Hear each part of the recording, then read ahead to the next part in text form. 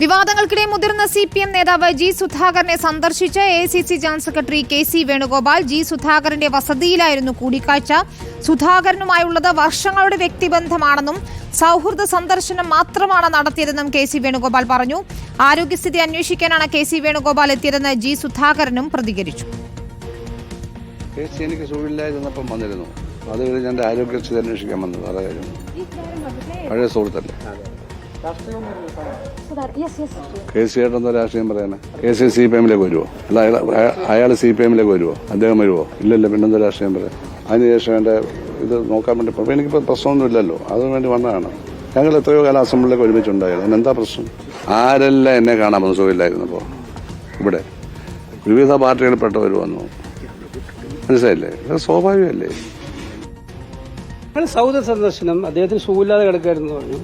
സൗഹൃദ സന്ദർശനം മാത്രം, രാഷ്ട്രീയമായ ഒന്നുമില്ല. ഞങ്ങൾ തമ്മിൽ എത്രയോ വർഷങ്ങളായിട്ടുള്ള സൗഹൃദമുണ്ട്. രാഷ്ട്രീയമായിട്ട് എതിർപ്പ് ഉണ്ടെങ്കിലും സൗഹൃദമുണ്ട്. അപ്പോൾ ഇന്നൊന്ന് അദ്ദേഹത്തെ കാണാൻ വന്നു, അത്രയേ ഉള്ളൂ.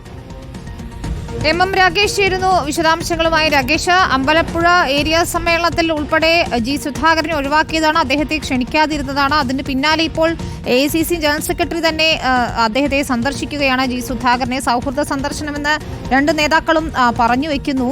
പക്ഷെ അതിനപ്പുറം വാതിൽ ആർക്കു വേണ്ടിയും അടച്ചിടില്ല എന്നാണ് കോൺഗ്രസ് നേതാക്കൾ പറയുന്നത്. എന്താണ് ഇപ്പോൾ പാർട്ടിക്കുള്ളിൽ നടക്കുന്ന ചർച്ചകൾ?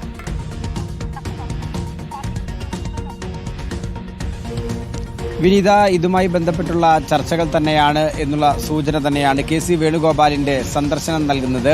കാരണം അമ്പലപ്പുഴ ഏരിയ സമ്മേളനത്തിൽ ജി സുധാകരൻ പങ്കെടുക്കുന്നില്ല. ഒപ്പം തന്നെ പാർട്ടിയിലെ നേതൃത്വത്തിനോടുള്ള അതൃപ്തി അദ്ദേഹം പല തവണയായി ഒളിയമ്പുകളായി തന്നെ പരസ്യമായി തന്നെ പ്രകടിപ്പിക്കുകയും ചെയ്തു. ഈ പശ്ചാത്തലത്തിലാണ് ഇന്നിപ്പോൾ KC വേണുഗോപാൽ ജി സുധാകരനെ വീട്ടിലെത്തി സന്ദർശിച്ചിട്ടുള്ളത്. അദ്ദേഹത്തിന്റെ ആരോഗ്യസ്ഥിതി അന്വേഷിക്കുന്നതിന് വേണ്ടിയാണ് വന്നിട്ടുള്ളത് എന്ന് പറയുന്നുണ്ടെങ്കിലും ഇതിനകത്ത് നമ്മൾ മനസ്സിലാക്കേണ്ടുന്നത്, അതായത് ബിബിൻ BJP-യിലേക്ക് പോകുന്നു, ആ കാര്യങ്ങളിൽ ജി സുധാകരൻ പ്രതികരിക്കുന്നില്ല. ഒപ്പം തന്നെ ഏരിയ നേതൃത്വത്തോടുള്ള അല്ലെങ്കിൽ ഏരിയ സമ്മേളനത്തിൽ നിന്ന് മാറി നിൽക്കേണ്ടുന്ന അവസ്ഥയെക്കുറിച്ചുള്ള ചോദ്യം, അതിനോടും അദ്ദേഹം പ്രതികരിക്കുന്നില്ല. BJP-യിലേക്ക് പോയതിനെക്കുറിച്ച് ചോദിക്കുമ്പോൾ അത് ജില്ലാ സെക്രട്ടറി അതിന് മറുപടി പറഞ്ഞിട്ടുണ്ട് എന്നുള്ളതാണ് പറയുന്നത്.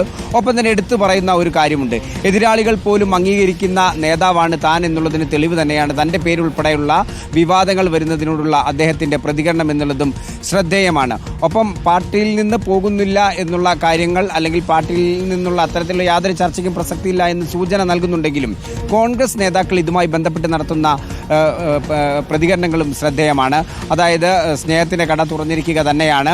ജനാധിപത്യ മതേതര സ്വഭാവമുള്ള കോൺഗ്രസ് ആരുടെയും മുന്നിൽ വാതിലടക്കുന്നില്ല. ഭിക്ഷാന്തേഹിയായി അലയേണ്ടുന്ന ഒരാളല്ല ജി സുധാകരൻ എന്നും പറയുന്നു. ഒപ്പം തന്നെ അദ്ദേഹത്തിന്റെ പ്രായം പരിഗണിച്ചും മാറ്റി നിർത്തേണ്ടുന്ന ആളല്ല. മല്ലികാർജ്ജുൻ ഖാർഗെയുടെ ഉൾപ്പെടെയുള്ള പ്രായം അവർ ചൂണ്ടിക്കാണിക്കുന്നു. ഇത്തരത്തിലൊക്കെ തന്നെ രാഷ്ട്രീയ നീക്കമാണ് എന്നുള്ള സൂചനകൾ തന്നെയാണ് കോൺഗ്രസ് നൽകുന്നത്.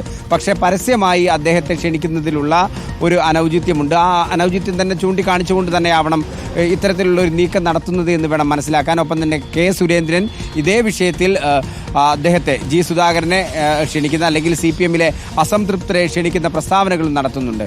ഏതായാലും വരുന്ന തദ്ദേശ തെരഞ്ഞെടുപ്പും വരാനിരിക്കുന്ന നിയമസഭാ തെരഞ്ഞെടുപ്പും മുന്നിൽ കണ്ടുള്ള നീക്കം തന്നെ വേണം എന്ന് മനസ്സിലാക്കാൻ.